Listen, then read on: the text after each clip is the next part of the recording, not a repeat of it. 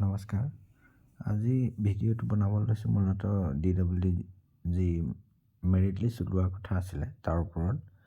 Merit list সম্ভৱতঃ জানুৱাৰী বা ফেব্ৰুৱাৰীত ওলোৱাৰ চান্স নাই, কাৰণ আপোনাৰ এতিয়া 29 তাৰিখে 29 ডিচেম্বৰ মানে কালি আপোনালোকৰ যি ইলেক্টৰেল ৰোল ওলাইছে, ৰিলিজ হৈছে।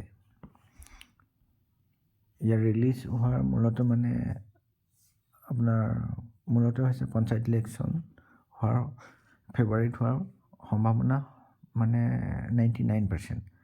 এতিয়া 3 তাৰিখে অসম চৰকাৰে হাইকোৰ্টত ৰিট পিটিশ্যন দিব বুলি কোৱা শুনিছোঁ। যদি সেই হিচাপত কোৰ্টে যদি অৰ্ডাৰ দিয়ে ইলেকশ্যন কৰিবৰ কাৰণে, তেতিয়াহ'লে আপোনাৰ ফেব্ৰুৱাৰী মাহত সম্ভৱতঃ প্ৰথম উইকতে ইলেকশ্যন হৈ যাব লাগে, আৰু তাৰ বাবে জানুৱাৰীত আপোনাৰ মডেল কোড অফ কণ্ডাক্ট লাগিব, যাৰ ফলত আমাৰ ৰিক্ৰুইটমেণ্ট প্ৰচেছটো ষ্টপ হ'ব লাগিব, মানে ৰখি যাব।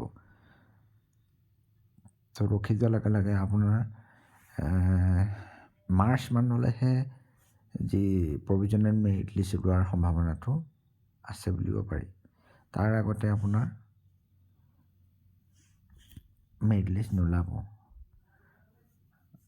এটা সেইটোৱে হ'ল মূলতঃ সেইটো ডিপেণ্ড কৰিব আপোনাৰ 3 তাৰিখৰ ওপৰতে। জানুৱাৰী 3 তাৰিখে হাইকোৰ্টে কি অৰ্ডাৰ দিয়ে, গুৱাহাটী হাইকোৰ্টে যদি অসম চৰকাৰে যে ইলেকশ্যন কৰিবলৈ বিচাৰিছে সেইটো হিচাপতে যদি অৰ্ডাৰ ওলায়, তেতিয়াহ'লেতো আপোনাৰ মানে ৰিক্ৰুইটমেণ্ট প্ৰচেছটো আগ নাবাঢ়িব।